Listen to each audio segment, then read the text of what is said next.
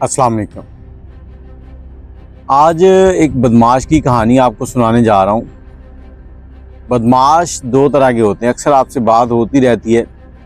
एक बदमाश होते हैं जो इंसान होते हैं, जीदार होते हैं। एक होते हैं लौंडे बगैरत। आज जो बदमाश है ये इसी तरह का एक बगैरत बग्गू बदमाश है, जो सिर्फ चंद साल ही इस बदमाशी में चल सका और कुदरत की तरफ से ऐसा इंतकाम आया कि सबके लिए इबरत बन गया। अब ये एक इलाके का वाक़या है और एक बुजुर्ग सुना रहे थे। वो कहते हैं कि बरकत अली साहब एक गांव के अंदर इमाम मस्जिद थे और इलाके वाले बड़े उनसे प्यार करते थे। अपनी ज़मीन वगैरह उनकी कोई नहीं थी, इमामत करवाते थे और जो लोग 6 महीने साल के बाद फसल आती है उसमें से उनको कुछ ना कुछ हिस्सा दे आते थे, जिससे उनकी ज़िंदगी का गुजर बसर चल रहा था। जवानी में अल्लाह पाक ने इनको औलाद नहीं दी। बरकत अली साहब और उनकी जो अहलिया थी बहुत ही परहेज़गार, तकवा रखने वाले और लोगों की मदद करने वाले थे। रब से दुआएं करते थे कि अल्लाह पाक उनको भी औलाद दे। तो जब बुढ़ापा नज़दीक आया तो अल्लाह ने उनको एक बेटे से नवाजा। बेटे का नाम उन्होंने अब्दुल रहमान रखा, लेकिन उसकी माँ जो थी खूबसूरत था, गोरा चिट्टा रंग, उसको बग्गू कहती थी। अब बग्गू जब थोड़ा जवान होने लगा, उम्र के अगले हिस्से में आने लगा, तो उसने अपने यार दोस्तों को देखना, उनके पास खाने पीने की अशिया, पैसे, सब कुछ होता था।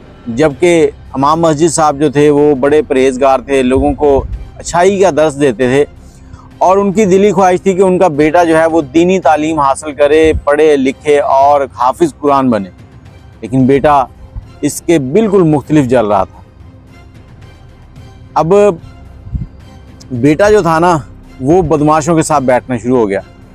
उसने कोई चोरियां करनी शुरू कर दी, किसी की बकरी, किसी की मुर्गी, किसी का कटा, और कहीं उसने रात को घरों में डाके डालने, ताकि उसके जो पैसों वाले मामलात हैं, उसकी याशियाँ जो हैं वो खुली हो जाए।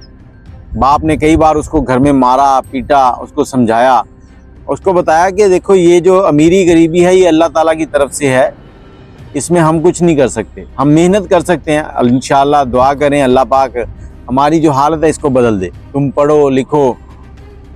अब ये 1971-72 का वाक़या है। अब बग्गू ने एक ऐसी हरकत कर दी जिससे उस बाप को शायद ये सोचने पे मजबूर कर दिया कि अल्लाह ऐसी औलाद तो ना ही देता तो अच्छा था। उस वक्त, आजकल तो हर गांव के अंदर 2-2, 3-3 स्कूल बन गए। उस वक्त 4-5 गांवों के दरमियान में जो गांव होता था वहाँ एक आध स्कूल होता था जहाँ बच्चे बच्चियाँ पढ़ने जाते थे।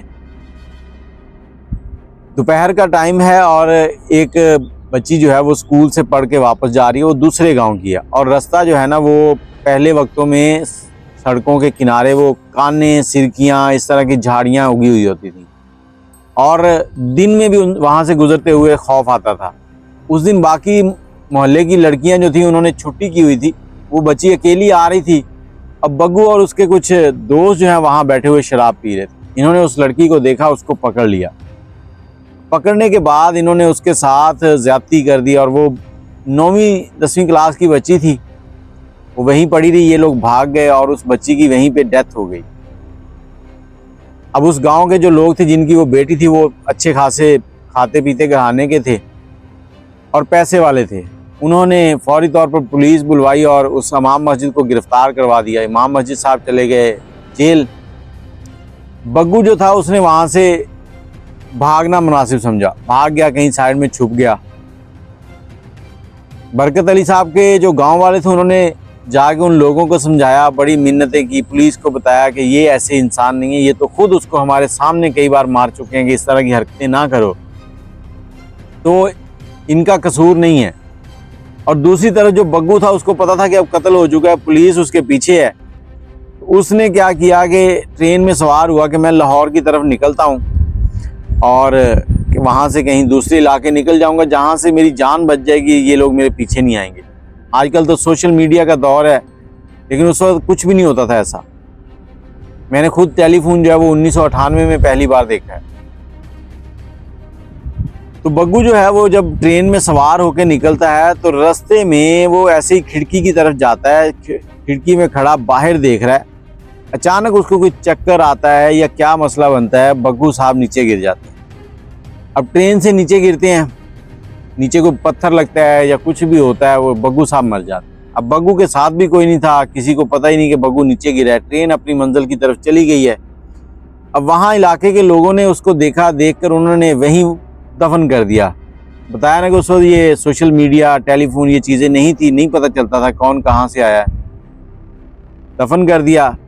और उधर इलाके वालों के कहने पर जो लड़की वाले थे, उन्होंने जो हमारे बरकत अली साहब इमाम मस्जिद थे, उनको छोड़ दिया।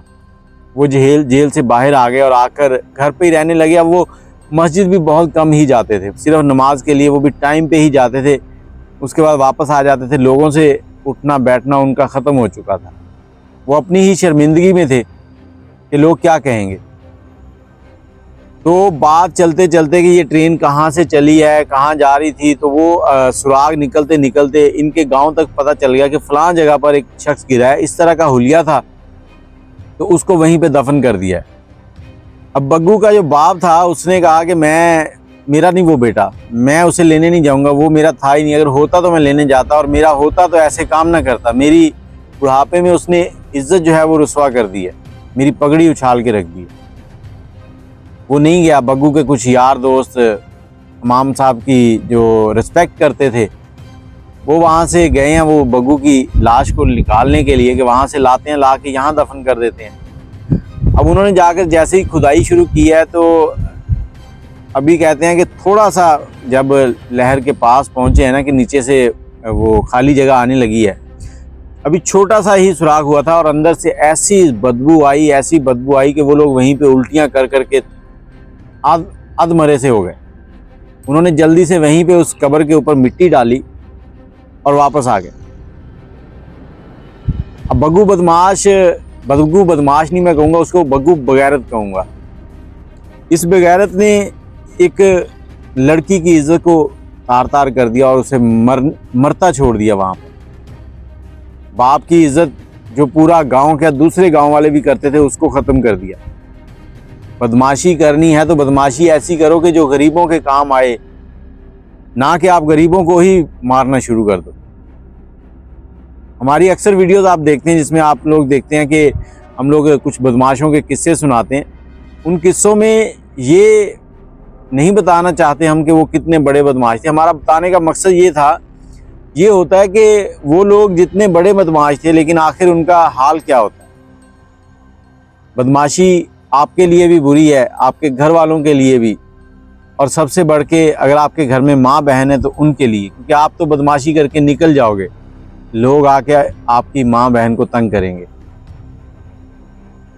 ये किस्सा सुनाने का मकसद सिर्फ ये है कि आज के बच्चे भी कुछ इसी तरह के काम कर रहे हैं। घर से निकलते हैं तो बड़ा वो ये जो बदमाशी टाइप के गाने सुनने, उनको सुनने के बाद चल पड़ना कि हम तो ये कर देंगे, हम वो कर देंगे। इंसान एक थप्पड़ की मार है, सही जगह पे लग जाए तो उसकी ज़िंदगी ख़त्म हो जाती है, मर जाता है, और ये फूंफ फां सब निकल जाती है। हिंदू मूसेवाला, मैं उसको कभी भी सुनना पसंद नहीं करता और मुझे उससे नफ़रत है। कैसे मर गया, सारी दुनिया को उसने बगैरती के गाने सुनाए और ख़ुद गोलियों से मर गया। और उसके मरने के बाद जो उसके बाप ने गाना रिलीज़ करवाया था, उस गाने की वजह से मुझे इस शख्स से नफ़रत हो गई है। मैं यही कहूँगा कि इस तरह का कोई भी काम करने वाला शख्स है ना, उससे आप बाइकआउट कर दें। अपनी राय कमेंट में ज़रूर दीजिएगा, और अपने उस दोस्त को जो इस तरह के कामों में कदम रख रहा है उसको ज़रूर सुनवाइएगा वीडियो, ताकि हो सकता है उसकी राय बदल जाए। अल्लाह हाफ़िज़।